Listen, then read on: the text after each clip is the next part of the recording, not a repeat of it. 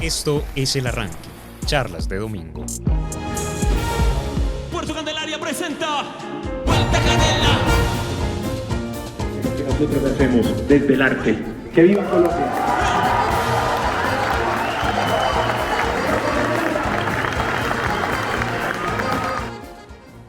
Bueno, estamos con Juancho Valencia. Juancho Valencia es el director de Puerto Candelaria, uno de los directores de Merlín Producciones. Dicen que uno de los padres de las nuevas músicas colombianas, es un gran amigo a quien conozco hace mucho tiempo y de quien he seguido la carrera. ¿Qué, Juancho? ¿Cómo vas, Dani? Qué rico que estás aquí en la oficina, aquí en mi taller musical y con toda la gente del colombiano que está interesada en conversar y escuchar un ratico hablar sobre música. Oíste, aquí fue donde hiciste el video donde cogías un audio de Arcángel, el Sí, reggaetonero. sí. ¿Cómo te dio esa idea? Porque eso se volvió muy viral, incluso varios duros de reggaetón. Varios reggaetoneros lo publicaron. A veces hago ese tipo de cosas, o sea, digamos que no soy muy activo en las redes, porque hacer activo en las redes necesita tiempo y precisamente eso es lo que no tenemos. Pero esa definitivamente me detonó la creatividad porque era una conversación muy fuerte, ¿cierto? De uno de los top 10 del reggaetón, de los creadores, un gran músico con una gran carrera en la música urbana, donde de alguna manera estaba diciendo todo lo que uno espera que alguien lo diga con propiedad, donde decía que las células rítmicas del reggaetón son pobres, los compositores han tomado unas fórmulas muy reiterativas, y él lo hace de una manera muy natural, pero además como él es un gran cantante de música popular, boricua, de reggaetón, de todos estos ritmos, él incluso cuando habla ya tiene un flow y tiene un sabor increíble, ¿cierto? Entonces te inspira. Y cuando tú lo escuchas hablar, es un compendio completo de todos los géneros musicales, porque habla de salsa, habla de música clásica, habla de jazz. Entonces era preciso armarle la banda sonora. Oíste, pero además muy lúcido él, porque él mismo está criticando su género, ¿no? Él dice, esto es muy simple. Sí, el Arcángel es un gran personaje, es de esos personajes muy rock and rolleros que siempre hay en los géneros, que se autocritican y como ellos mismos se critican, entonces desarman a sus contrincantes, ¿cierto? Tiene como y es muy exitoso, es una persona muy exitosa y sabe mucho, no solamente ha participado en la escena, sino que también ha sido un erudito de la música urbana, ¿cierto? Entonces dio el papayazo con eso y claro, musicalizar de todo lo que habla, cuando dice, no, es que los productores de reggaetón hacen éxitos mundiales con 2 deditos, entonces, en un pianito chiquito, entonces, bueno, busquemos el pianito chiquito, un pianito chiquito y hagámoslo, y después habla de, en cambio, esos grandes músicos, ese que es como, que era como sordo, entonces, claro, entonces en ese momento yo iba musicalizando todo lo que él le hacía, a partir de los ritmos musicales que él citaba. No había una posición, yo no tenía una posición de si lo que él está diciendo era verdad o mentira, ¿cierto? Era simplemente musicalizar lo que él estaba haciendo. Se volvió muy viral, súper viral. Yo realmente TikTok no he podido entrar al mundo TikTok. Y esto, pues, imagínate, se me estalló las redes, se me estalló el TikTok, porque yo monté eso en TikTok.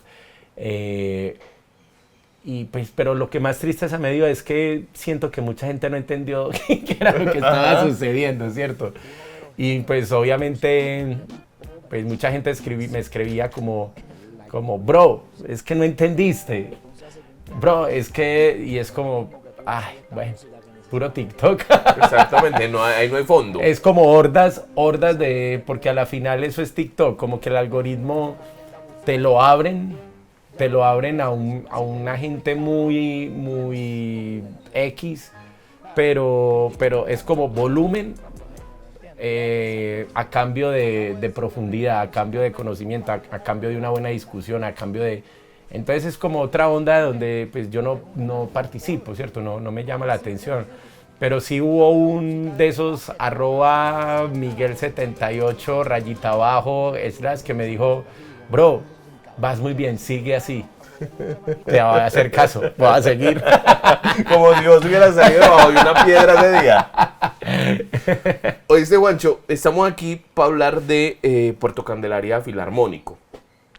Vos dijiste que en un video que vi como promocional que siempre pensaste en Puerto Candelaria con una orquesta detrás, ¿no? Con una orquesta filarmónica o sinfónica. Vos ya has dirigido incluso, creo que la Filarmónica de Medellín, ¿no? La Filarmónica de Medellín, la Sinfónica Nacional.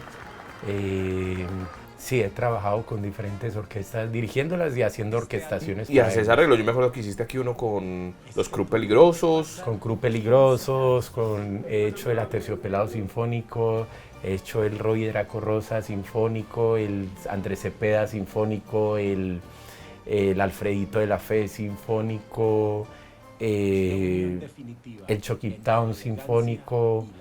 Bueno, he trabajado con muchos proyectos orquestales, digamos que hace parte de mis oficios trabajar para las orquestas sinfónicas y filarmónicas de Colombia. Entonces, cuando escuché ese video promocional, vos decías que lo habías pensado mucho. Cuando fui a escuchar el disco, fui rápidamente, yo dije, quiero escuchar esto. Primero que todo me recordó mucho los aparatos orquestales de Lucho Bermúdez, ¿no? Como, puff, la gran banda detrás y la gran banda de la gran música seria colombiana, ¿no? Así es. Pero por otro lado, pensé en que, y esto lo hemos hablado, cuando Puerto Candelaria empezó con Llegó la Banda y el Colombian Jazz, es una música muy hermética, ¿no? Ajá. Es una música difícil que a mí cuando alguien que no sabe de música me dice, no, a mí me encanta el bebop, yo en general no le creo. ¿Por qué? Porque no te puede gustar lo que no entendés, me parece. Sí. Y eso pasa con esos álbumes. Y después con, yo no recuerdo si el álbum se llama Cumbia Rebelde o Vuelta Canela.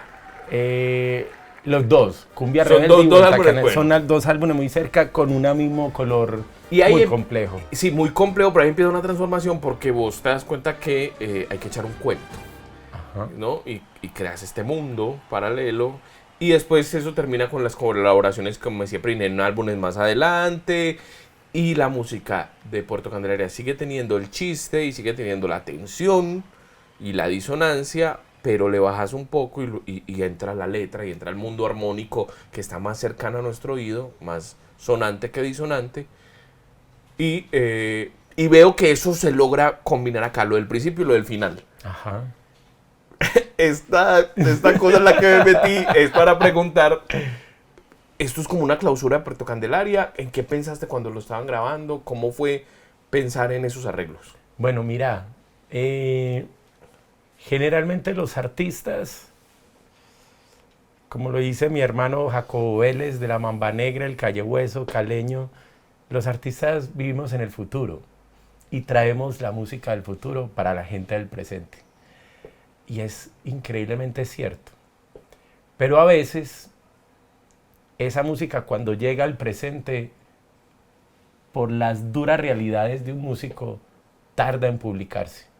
Publicar una canción, hacer un proyecto, volverlo real y entregárselo al público, eso es un esfuerzo técnico, es un esfuerzo de muchas personas, técnico, ejecutivo, mercado técnico, comunicacional, artístico, o sea, para que eso suceda se necesitan muchos otros saberes. Y este es uno de los discos más, ¿cómo se puede decir? Más esperados. Llevábamos 15 años intentando publicar este disco y no se había dado por la complejidad de tú tener un día 105 músicos dispuestos imagínate cuántos micrófonos se necesitan, imagínate el lugar que se necesita para que eso suceda, ¿cierto? Imagínate las voluntades ejecutivas que se necesitan, imagínate los derechos de autor cuando vas a tocar temas de los clásicos de la música, o sea, requiere es una empresa, un proyecto muy complejo, y llevábamos 15 años sin poderlo lograr, ¿cierto? Entonces, cuando se nos da la posibilidad, yo tenía dos opciones. Una era dejarlo como una pieza de museo, como se pensó hace 15 años, o decir, han pasado 15 años, ¿cierto? Hemos tenido otros conocimientos, hemos tenido otras canciones hemos entregado al público, hay que integrarlas, y también de alguna manera, pues, mi conocimiento musical ha crecido. No es que es más teso, no, es como que tiene más vertientes. Simplemente en el tiempo te da la posibilidad de escuchar más música, entonces tienes otras maneras de cuestionarte desde la música. Entonces tomamos la decisión de dejar algo de esa esencia de ese Puerto Candelaria con orquesta, integrar canciones nuevas y tomar de nuevo todas las partituras y notica por notica darle una revisión. Y eso fue lo que sucedió en este Puerto Candelaria Filarmónico. En esa revisión, ¿cuánto te demoraste? ¿Esa revisión como musical, de partituras? Estábamos en gira, estábamos en una gira en Europa, y me tardó exactamente lo que duró la gira. Fueron como 20 días que terminábamos los conciertos y yo me iba para el hotel a revisar porque teníamos que entregar eso.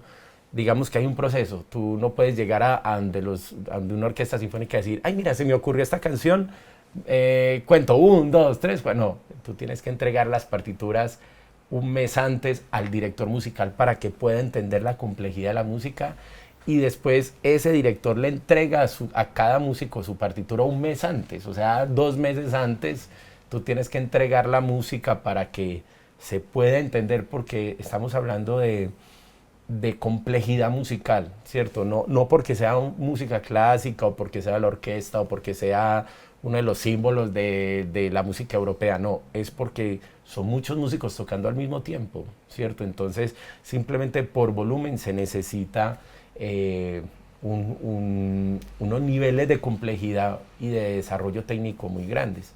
Entonces, estaba en una gira en Francia, Rumania, España, Bélgica, Alemania, y mientras sucedía esa gira con Puerto Candelaria estaba haciendo otra vez esa nueva versión que iba a ser la que iba a quedar plasmada en el disco. Una selección lo revela uno, ¿no? Una selección muestra total lo que uno es.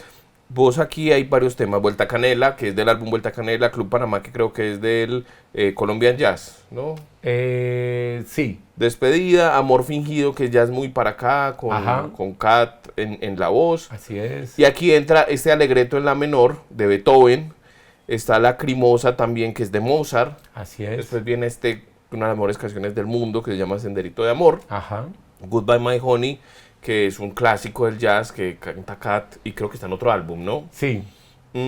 Hay una de las canciones de Dogville, que es esta película de Lars von Trier. Ajá.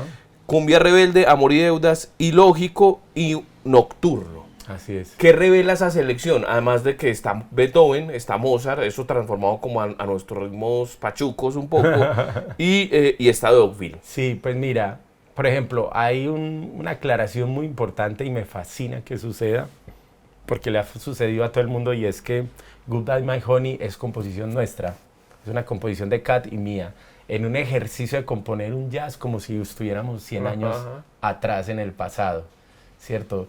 Como haciendo todo el análisis de la música de Ella Fitzgerald, de Billie Holiday, como... De las grandes cantantes negras. Pero ¿qué cantaba la mujer? O sea, ¿qué eran los sentimientos que cantaba la mujer hace 100 años? Como un despecho, ¿no? Como un despecho, pero desde ese punto de vista, ¿cierto? hicimos ese ejercicio y Goodbye My Honey es una pieza que ha engañado a los jazzistas más grandes. Yo no digo jazzista, yo soy reggaetonero en realidad. Pero ha sido muy divertido como grandes jazzistas dicen, yo conozco esa canción, espera, y le dan vueltas y al último dice, me están engañando, ¿cierto? Ese tema no es un clásico, no es un estándar, no lo es un ejercicio. Es casi un ejercicio borgiano. Exactamente, y es un ejercicio como Puerto Candelaria lo hemos hecho mucho en el tiempo y es jugar con el tiempo, jugar con esas temporalidades y también esas geografías de la música, que es lo que sucede con Beethoven y Mozart. Entonces, cuando tú me preguntas, en esa lista, ¿qué hay? ¿Cuál es ese duende que hay detrás de esa lista? Pues mi respuesta es lo que es Puerto Candelaria, ¿cierto? Es esa incapacidad de hacer 10 canciones seguidas en un solo ritmo, ¿cierto? Explorar la sofisticación, la elegancia, la alta factura de la música clásica, el derroche de emociones que tienen las músicas populares, ¿cierto? El juego, la disonancia, todo va pasando. Las grandes preguntas también, ¿cierto? Que Puerto Candelaria te hace reír, pero después te entra con una pregunta muy importante y ahí pues salen canciones como Dogville, como Nocturno, donde uno dice, ¿qué pasó? Se pusieron serios. Un momento, esto es serio aquí, ¿cierto? Y después como que la pregunta fue muy al fondo, entonces como, no, pero venga, sigamos bailando, vámonos, que la vida continúa, ¿cierto? Ajá. Entonces creo que es un viaje muy, muy importante para transmitir esa incapacidad que tiene Puerto Candelaria de definirse, ¿cierto? Y que a la vez siempre para nosotros es una analogía a Colombia, esa incapacidad que tiene Colombia de definirse, ¿cierto? Nos dijeron que tenemos que hacer un país y entonces como que cada uno mete lo que cree y cada región y cada persona y eso pues a la final va generando esa exuberancia también, ¿cierto? Que creo que le pasó a Dios mismo cuando creó la naturaleza en Colombia, ¿cierto? Como se le fue la mano en creatividad, en exuberancia, en maneras de tomar decisiones, ¿cierto? Entonces es un viaje donde invitamos a las personas a decirles, este viaje te va a costar, este viaje te va a transformar y tienes que tenerlo así en tu cabeza y en tu mente para embarcarte en él. Tú haces una pregunta bastante fastidiosa y es que más o menos en 2010 estábamos en el boom de las nuevas músicas colombianas, que es como esta evolución de lo que fue Carlos Vives en los años 90, para ser sinceros. Ajá. El primero fue Carlos Vives y después llegó Aterciopelados y ellos crearon como ese sonido, ¿no? Ajá.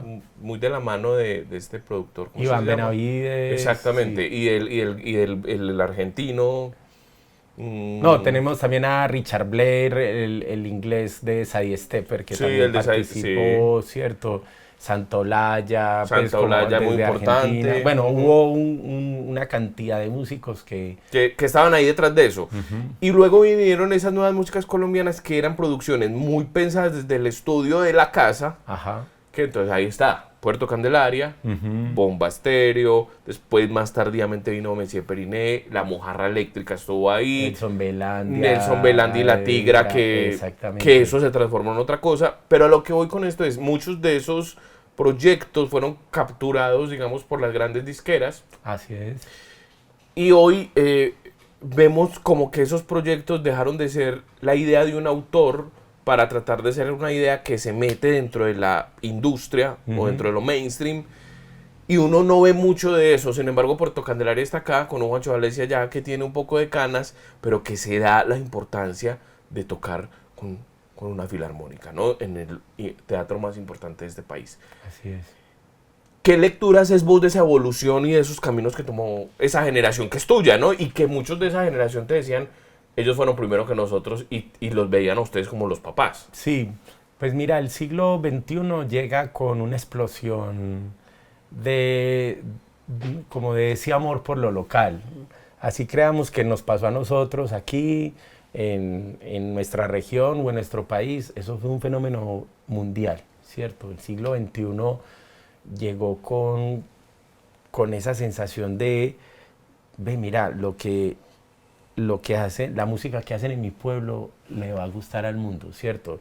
Lo que se come en mi pueblo le va a gustar a la... ¿Qué fue lo que descubrió la literatura latinoamericana con Cortázar y García Márquez 50 años atrás? Como en los 70, sí, es como muy como lo que pasó en los 70 en la literatura, también lo que pasó, por ejemplo, con el Tropicalia en Brasil en los 70 también, como ese descubrimiento de Brasil, pero creo que...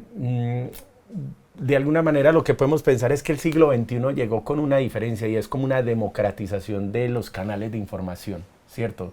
Antes MySpace, que después se vuelve Facebook. Entonces, por primera vez tú podías publicar desde tu pueblo tu música, y eso fue un fenómeno muy importante, y ahí, como siempre, los ingleses han estado muy atentos de esos movimientos. Entonces llega todo el concepto de la world music, que es un invento totalmente inglés.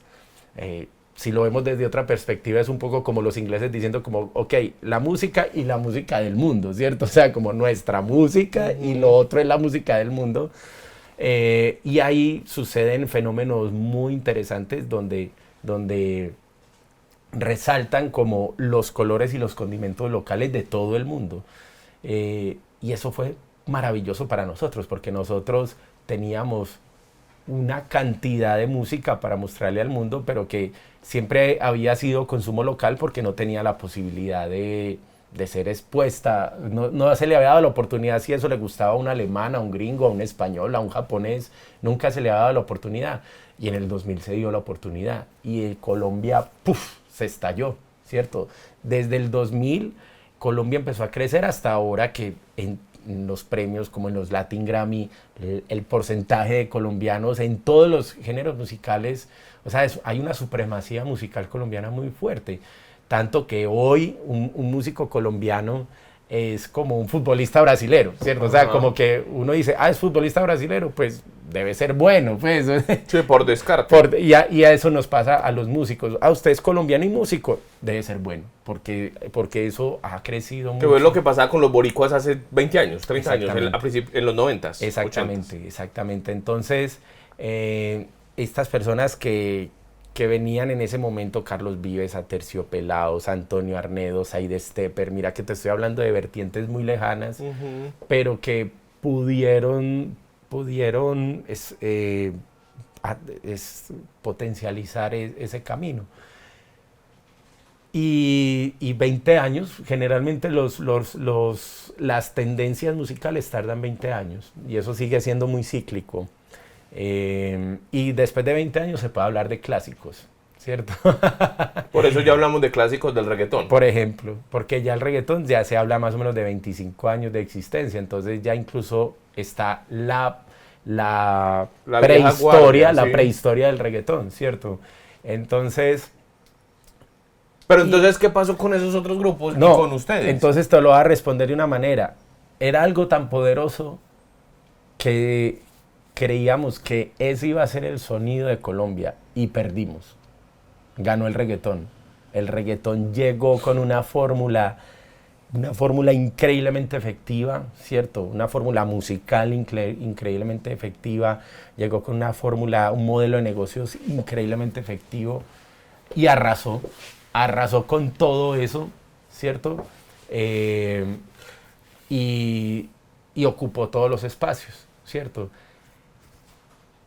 Y quedamos unos, digamos, como siempre desde la periferia, diciendo, ok, vamos desde nuestra esquina a seguir trabajando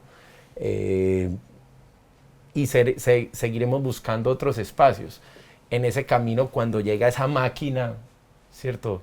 Imagínense eso, imagínense una máquina que llega así, arrasando toda la selva, arrasando todos los ríos. Una draga. Una draga así, ¡pah! Eso es esa industria, ¿cierto? ahí pues hay unos intentos muy interesantes de estas mismas multinacionales de decir, ve, ¿y eso cómo se llama? Ve, eso que tiene como unos elementos folclóricos, eso puede tener mercado. Y le apuntaron a esos caminos. Pero lo otro generó tanto dinero y tanta efectividad, rentabilidad, que las disqueras llegaron a un momento que dijeron, no, venga, esto es mejor seguir con esta fórmula. Y pues, o sea, en este momento, 20 años después, hay un sinsabor. Y eso es un poco como lo que se ha debatido en estos días, ¿cierto? Como que en este momento quedamos con un sinsabor como país, ¿cierto? Porque entonces, ¿qué nos ha dejado eso como cultura, ¿cierto? ¿Qué nos dejó como sociedad, ¿cierto? Es más, ni siquiera nos dejó... regalías. No, ni siquiera nos dejó historia, o sea, como, ¿qué pasó? O sea, ¿qué fue lo que sucedió? Y entonces... Es un momento muy interesante y 25 años después, hoy Puerto Candelaria celebra 24 años, estamos a puertas de cumplir 25 años de existencia, un cuarto de siglo. Coincide con la llegada del reggaetón a Medellín, que se da en el 2000 más Exactamente, o menos. coincide con una cantidad de situaciones que es el siglo XXI, ¿cierto? Entonces, ¿qué sucede en este momento? Que cuando la gente nos mira nos dice, guerreros, qué guerreros ustedes, qué manera de aguantar, ¿cierto? Eso sí es convicción. Y eso ha generado mucho respeto, no solamente por la música, sino por la posición. Por eso cuando ganamos el Latin Grammy, lo más impresionante era cuando se te acercaban estos grandes, ¿cierto? Cuando se te acercan personas que son tus ídolos, ¿cierto? Juan Luis Guerra, Cepeda, se te acercan y te dicen, ustedes se lo ganaron desde la independencia. Mis respetos, ¿cierto? Haciendo lo que les da la gana. Haciendo lo que les da la gana, ¿cierto? Sin un peso, sin músculo económico, porque ahí se compite en igualdad de condiciones, ¿cierto? Es como estas copas de fútbol nacionales, ¿cierto? Que hay equipos con toda la plata y hay otros que, mi madre, acomodé. Ganó el Cúcuta Deportivo. Sí, hay uno dice como, pues pucha, ganó la Copa Libertadores. Sí, la Copa Libertadores. Sí. Y es como, eso pasa de vez en cuando por la terquedad de esas personas. Entonces, seguimos en la periferia, ¿cierto? Pero ya con un gran reconocimiento como en la labor que se ha hecho. Y pues en ese lujo de entender que hemos construido un público que siempre está a la espera de ser sorprendido.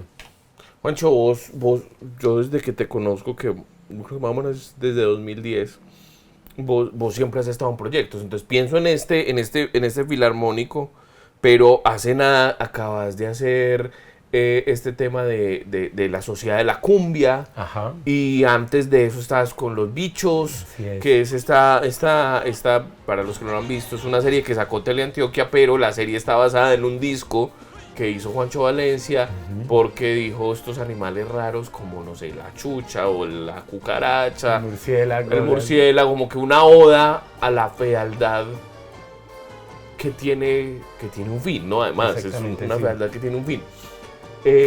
¿Vos qué pregunta estética tenés? Antes de esto estábamos hablando de cómo los reggaetoneros ahora se jubilan y se vuelven pastores de iglesia o van a iglesias y cómo eso demuestra que tenían un fin, por ejemplo, que era como el dinero o hacerse ricos a través de la música.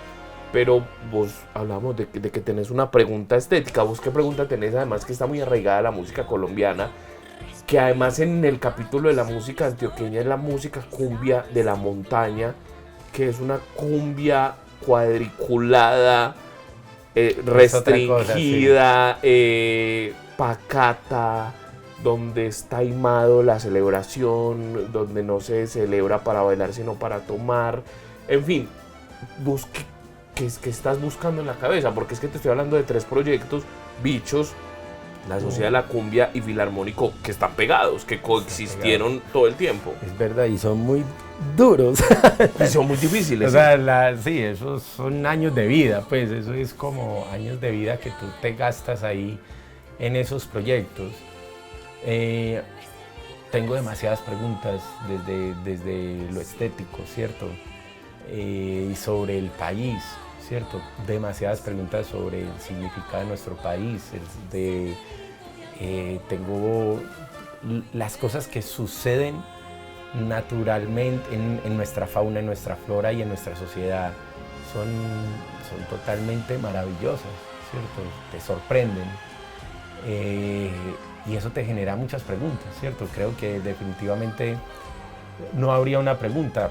Y pues creo que desde siempre las preguntas son las preguntas de verdad, ¿cierto? O sea, como la pregunta por la existencia, la pregunta por la vida, por la muerte, la pregunta por la conciencia, por la voluntad, por el libre albedrío. Todo eso se vuelve música y eso se puede, esos cuestionamientos te pueden generar unas melodías, unas canciones o incluso unos proyectos, porque entonces hay proyectos como por ejemplo Los Bichos que tú dices, este proyecto lo necesita Colombia, ¿cierto? O sea, es mi manera de aportar. Tal vez si fuera político aportaría de una manera, si fuera empresario aportaría de una manera, si fuera abogado, no sé, si fuera millonario, no sé, pero como soy un músico y soy una persona que trabaja con el arte, esto puede aportarle a mi país, ¿cierto? Y efectivamente eso fue lo que nos sucedió. La Sinfonía de los Bichos Raros fue un boom muy poderoso para los niños, precisamente porque hacía falta eso, hacía falta que alguien dijera, hey, un momento, sí, somos raros, ya, no peleé con eso. Lo importante es ser bien, es ser buena persona, ¿cierto? Pero yo no le voy a poder, usted va a seguir siendo feo, no tengamos miedo con la fealdad.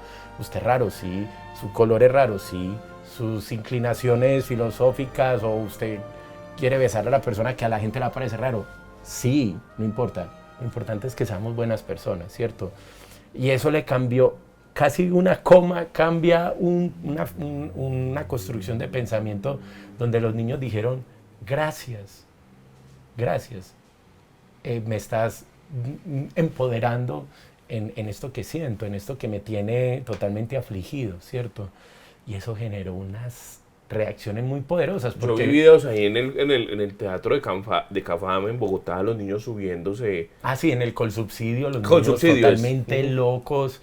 Y lo hiciste con ese grupo Rap Band Club, ¿no? Con Rap Band Club. Muy buenos ellos dos. Hemos invitado varios raperos, porque la idea siempre es como que invitamos raperos que estén en sintonía con Puerto Candelaria, como los Rap Band Club, Delfina Deep, Bombi Zombatá, FL, chicos que tienen como la esencia del rap en su discurso. Y los invitamos, ¿cierto? Y genera unas... ¿sabes qué? Genera agradecimiento. O sea, últimamente cuando camino por la calle y la gente se me acerca, hay algo muy interesante y es que la gente no me dice, Juancho, una foto, toma una foto, mándame un saludito. No, la gente se me acerca y me dice, parce, gracias por lo que hacen, gracias. Y eso es muy poderoso porque uno siente de verdad que algo le cambió a esa persona o a su familia o a su hijo o a su entorno, ¿cierto? Entonces, así como lo hicimos con la Sinfonía de los Bichos Raros, después viene la Sociedad de la Cumbia donde decimos, bueno, ¿y los adultos qué? ¿Cierto? O sea, toda la industria del entretenimiento se olvida de los adultos. Oíste, Juancho, entonces, claro, lo que pasa es que una cosa es la admiración como porque sos una figura pública y otra por lo que estás haciendo, ¿no? Porque estás diciendo una cosa que hacía falta en la sociedad, y más en la sociedad del consumo. Exactamente. ¿O no? Exactamente. Y pues hoy, digamos que casi que la música en nuestra sociedad es como la música que, ¿para qué sirve? Para entretenerme, para hacerme feliz. para sacarme de los problemas, y la música sirve absolutamente para todo. O sea, tú con una canción puedes generar una ira en una sociedad para salirse a una guerra, pues, o puedes sanarte de tus células. O sea, la música sirve tiene todos los usos que te puedas imaginar. Pero en el hoy solamente está como la música para divertirte un momento, para generarte un momentico de placer y sacarte como de... Pero es... Que también es muy importante lo atávico, ¿no? Como el ritmo y tal, Sí. pero no podemos olvidarnos de la pregunta. Pero, o sea, claro, ese es el poder de la música y el poder de la música latina, ¿cierto? Que te hace desconectar, tiene un efecto muy poderoso de hacerte de bienestar, te hace sentir bien. El ritmo, ¿cierto? Pero también esto es una herramienta para hacer otros cuestionamientos o para ayudar también pues como yo lo veo, pues esta es mi manera de construir el país, ¿cierto? De un país que amo, no pues como esa línea imaginaria que uno ve, sino como esa gente que uno se encuentra cuando lo camina, cuando lo pedalea, cuando lo anda, ¿cierto? Eso es lo que te genera como, qué bueno que toda esta gente la pase bien en la vida, pues. Venimos de un infinito, que no existe y vamos a morir y vamos a seguir a un infinito que tampoco existe y esto es demasiado pequeño, pues hagamos que la gente se sienta un poco bien, pero también esas preguntas bonitas de ese gran misterio que es la vida. Juancho, volviendo al disco, ¿cómo fue trabajar con los músicos clásicos? ¿Tienen esta cosa contra la música, o no contra, sino como que les parece que la música popular por evidentes razones es menor? Bueno, aunque se respeta mucho la cumbia, ¿no? Pero ¿cómo fue el trabajo? Bueno, ese concepto ha cambiado mucho, porque precisamente como desde el 2000 hubo esa apertura de todas las músicas folclóricas y tradicionales del mundo, pues eso cambió mucho la mentalidad de los músicos en el mundo, ¿cierto? La Orquesta Filarmónica de Bogotá son unos maestros, o sea, son maestros, son personas que tienen el conocimiento de su música, de su estilo, van y tocan cada nota con todo el respeto que se merece cada nota musical, ¿cierto? Y veníamos ya haciendo varios trabajos juntos, ¿cierto?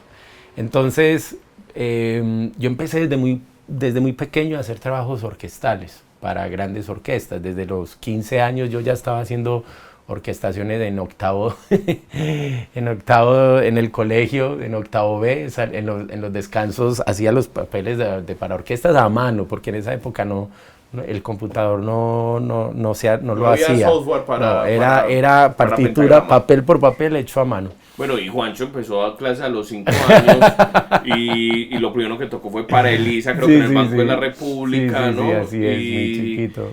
Y estaba en medio de las discusiones musicales de César Pagano y tu papá, que era un gran coleccionista de música. Así es, ¿no? y la música clásica, pues como lo dices, yo empecé con la música clásica desde los 3, 5 años de edad. Que es un signo de el que estudia piano. El que estudia piano estudia música clásica. El que estudia guitarra mal toca la guitarra. Sí, claro, es verdad, porque digamos que la historia de la guitarra tienes que irte al flamenco para poder hablar de 1000 años, ¿cierto? Mientras que el piano sí es como un instrumento que hace parte, tienes razón. Pero además a mí siempre sí me interesó saber y aprender desde la orquestación, desde la música clásica, y estudié piano clásico desde los 3 años hasta los 20 años, todos los días de mi vida, ¿cierto? Y pues en ese mundo.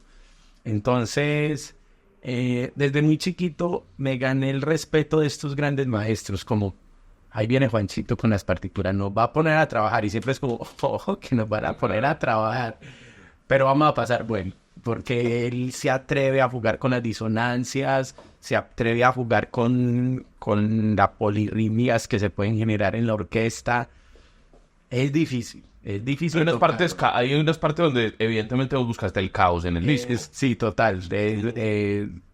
Y eso es lo que te permite esa orquesta, ¿cierto? Las orquestas te permiten, con una excelente interpretación, te dan esa capacidad de generar sentimientos que la música popular no te permite, ¿cierto? Porque con Puerto Candelaria en un concierto, pues yo me subo y tengo que mover a la gente, tengo que tenerle como ciertos códigos. En cambio, con la música orquestal es, venga, que vamos a ir a otro viaje, venga, que vamos a hacer otras preguntas, venga, que va a sentir otras cosas, que incluso hay cosas que te van a molestar, ¿cierto? Lo que sucede con Dogville y lo que sucede con Nocturno, y es como, yo, ¿por qué estoy llorando? No quiero sentir esa nostalgia tan fuerte, esa melancolía, y es como, no, es que aquí estamos a esos otros niveles.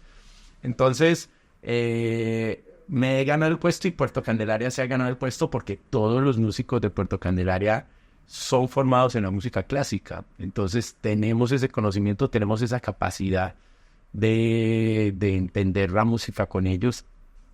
Y la Orquesta Filarmónica y nosotros ha sido como amigos con derecho, ha sido un romance hermoso, porque no hay nada más gratificante que una música que es difícil de interpretar, que tiene su disonancia, que no es fácil, y que te la toquen con el amor y el respeto que se merecen, como si fuera Beethoven, como si fuera Bach, ¿cierto? Y es como, es Juancho de la Floresta, no importa, vamos a hacerla con todo el rigor que se requiere. Y cuando eso pasa, la música crece, ¿cierto? ¿Cuántos músicos en escena? Somos como 105 músicos aproximadamente. Y vos hiciste la mezcla con Gabriel. Hicimos la mezcla, sí. Gabriel Vallejo, ¿no? Gabriel Vallejo, que es el ingeniero. Grabamos en vivo en el Teatro Julio Mario Santo Domingo, que también se sumó. Y el teatro dijo, si eso va a suceder, tiene que ser en nuestra casa, ¿cierto? El Julio Mario ya nos había invitado a 2 proyectos muy emocionantes. Primero fue uno que se llamó La Semana de Beethoven, e invitó los máximos exponentes de la música de Beethoven al país. Los pianistas, los violinistas, las orquestas, o sea, era así la crema, pues. Sí, era una cosa pues VIP de Beethoven. Y Ramiro Osorio y el teatro nos llaman y nos dicen, Juancho, los queremos invitar a la Semana de Beethoven. Y nosotros, si está llamando al Juancho, ¿qué es? Pues Puerto Candelaria. No, por eso. Yo sé que ustedes van a montar un repertorio de Beethoven, y yo sé que va a sorprender a todas estas estrellas de la música de Beethoven que tenemos en él. Y eso fue una locura, porque entonces empezamos a tocar los grandes éxitos de Beethoven, los difíciles, los que no son de 2 noticas, sino de meses de preparación, en porros, cumbias, son cubano. ¿Cómo funciona eso? La música de cámara colombiana se parece mucho a la música de cámara europea, pero ¿cómo funciona transformar a Beethoven o a Mozart en eso? Que es lo que está en el disco. Eso. Entonces, y después, que no se transforma a Bach, ¿no? Que eso es otra discusión. Pero no nos han dado la oportunidad, también se lo tengo. Y después, como para terminar la idea, nos pasó, fue tan exitoso que después hicieron la Semana de Mozart y nos volvieron a llamar con todas las estrellas de la música de Mozart, y Puerto Candelaria reinterpretó esas canciones. ¿Cómo se hace? Tú lo puedes abordar de muchas maneras, pero yo la he abordado, y Puerto Candelaria la hemos abordado desde un espacio totalmente creativo e imaginativo. Y es como, ¿qué pasaría si Beethoven hubiera nacido en Quibdó? ¿Cómo sería entonces la 9ª Sinfonía de Beethoven? ¿Cómo sería la 4ª Sinfonía de Beethoven? ¿Cómo sería la Inconclusa? ¿Cómo serían sus cuartetos? ¿Cierto? Entonces uno dice, ok, entonces yo estoy frente a la música, y entonces yo diría, esto está muy largo, no, necesitamos ya ir al mambo, al coro, a la gozadera, entonces y entonces, entonces tal vez este instrumento sería el que él tendría a la mano, ¿cierto? Y esos 2 ejercicios los hemos hecho con Beethoven y Mozart, que se ven plasmados aquí en el disco. Con Mozart hacemos es como el tema más taquillero de Mozart, que es la Lacrimosa del Requiem. Y la pregunta era, bueno, ¿pero qué hubiera pasado si Mozart le hubiera tocado o tocara trompeta o trombón en estas bandas de los pueblos que acompañan la Semana Santa, ¿cierto? ¿Cómo sería, ¿cierto? ¿Qué recursos musicales? Y claro que eso genera un poco inicialmente como, extrañeza, incluso repudio, ¿cierto? Como, me van a dañar la canción, me van a dañar al clásico, al maestro. Pero cuando tú vas con el rigor y con la seriedad y el respeto, tú te das cuenta que ellos se inspiraron en eso. O sea, la música, todos los grandes clásicos se inspiraron en sus músicas folclóricas, en sus danzas. Pues el mismo Brahms tocaba en un cabaret piano, pues chisgueaba, como dice, chisgueaba en un cabaret, y muchas de sus canciones, de sus sinfonías, a veces suenan como a bolero, a veces suenan como a canciones populares, ¿cierto? Entonces, ellos nunca se cerraron. Eso es como un invento de nosotros, es una pendejada como de nosotros, porque pues Igor Stravinsky, que hizo la música más compleja orquestal, uno de los que hizo más elaborada la orquestación, y todos son danzas folclóricas rusas, ¿cierto? Y uno dirá como, eso es maravilloso. Sí, eso es lo mismo que el mapalé, pues es lo mismo que el joropo, sino que dice ruso, dice danza, pero es lo mismo que danzas folclóricas del Caribe. ¿Qué es eso? El bullerengue, el mapalé, la cumbia, el fandango. Que allá son, puede que complejas armónicamente, pero acá somos complejos rítmicamente. No, allá también, no, en todas partes es complejo. El folclore es difícil en toda parte. Claro, porque además no tiene ese ADN. Porque además es eso, sí, tiene otros ADNs, tiene otras lógicas. Las músicas folclóricas húngaras, las serbias, las eslavas, eso es hermosísimo y dificilísimo para nosotros. Uh-huh. Entonces es un poco como de aceptación, de entender eso. Yo recuerdo mucho una vez que alguien estaba en una conferencia y estaba hablando de la fascinación de Bela Bartók, uno de los grandes rusos de la música, que era totalmente maravillado con los bambos de Pérez Prado. No lo podía creer que había música así, y que había hecho todo el esfuerzo para viajar a México y escuchar la banda en vivo. Y es como, eso es simplemente música, ¿cierto? Todos estamos haciendo música y tiene un valor, ¿cierto? Lo importante es abordarlo con el respeto que se merece la música, con eso tan misterioso que es la música. Juancho, ustedes han sido gomosos de sacar CDs, discos. ¿Esto solo lo van a tener en plataformas virtuales? Inicialmente sí. Inicialmente es una pieza de lujo que después sí estamos pensando en hacerla en acetato o generar otra experiencia musical. Pero inicialmente sí lo tenemos en las redes. Lo pueden escuchar en todas las plataformas. Es un proyecto de 3 voluntades, ¿cierto? De Merlín Producciones con Puerto Candelaria, Merlín Producciones, nuestra casa disquera, la Filarmónica de Bogotá y el Teatro Julio Mario Santo Domingo. Mira que son 3 poderosos que tienen que empujar para que un proyecto de esta magnitud se realice. Lo grabamos en vivo. Es la música más difícil de Puerto Candelaria, la que requiere de más técnica, de más estudio, y solo tienes una oportunidad. Sí, es una toma. Es una toma. Y donde hay 100 músicos que, si hay uno que se equivoca, daña todo, ¿cierto? Entonces, imagínate ese vértigo y esa adrenalina. Además, eran 2 noches. Se llenó completamente el Teatro Julio Mario Santo Domingo.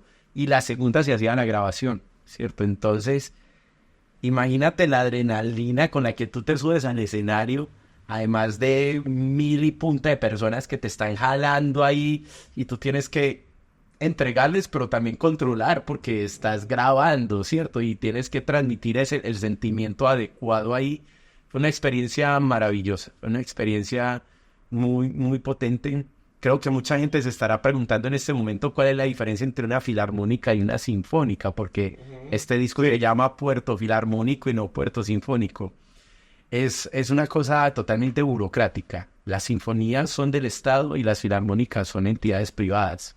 Porque se creía que las sinfónicas tenían unos instrumentos y las Es simplemente de la razón social, ¿cierto? Las filarmónicas las arman personas y son iniciativas privadas y pues digamos que así comienza la diferencia entre las filarmónicas y las sinfónicas. Pero digamos que en Colombia pues es un formato que es muy costoso sostener músicos de esa calidad que tienen que ensayar todos los días. Una orquesta sinfónica tiene que ensayar todos los días, o si no, no suena. Las sinfónicas y las filarmónicas pues siempre estarán sacando recursos de donde saben. Es más, si usted quiere hacer parte de ellos, porque siempre están colgados, ¿cierto? Pero siempre con esa dignidad de entregar la música, una música que merece ser escuchada siempre por los siglos de los siglos. Bueno, Juancho, muchas gracias por estar en El Colombiano. Los invitamos a que vayan a lo que sea que escuche, Spotify, Deezer, YouTube Music. Así es. Vaya y escuches este disco. Personalmente, a mí me gustó mucho. Le decía a Juancho que Nocturno me parece un cierre maravilloso, casi que dan ganas de llorar. Juancho, muchas gracias por estar en El Colombiano. Y recuerde que pueden leer sobre esta entrevista, no exactamente, sino más bien una cosa más literaria en El Colombiano impreso y en elcolombiano.com. Juancho, muchas gracias. No, gracias a ti, Dani, siempre al Colombiano por estar atentos de todas las cosas bonitas que suceden con el arte, con la música, con Puerto Candelaria. Recomendadísimo este disco. Es un disco de esos que cuando uno dice, pero ¿qué está pasando con la música? ¿Por qué los artistas no están haciendo nada? ¿Por qué los artistas están haciendo la misma canción? No. Hay artistas que están entregando su vida por sorprenderte. Y esto es uno de esos ejemplos. Puerto Candelaria Filarmónico, 15 años después, junto a la Filarmónica de Bogotá, en el Julio Mario Santo Domingo, el Teatro Mayor grabado en vivo. Puerto Candelaria presenta Vuelta Canela.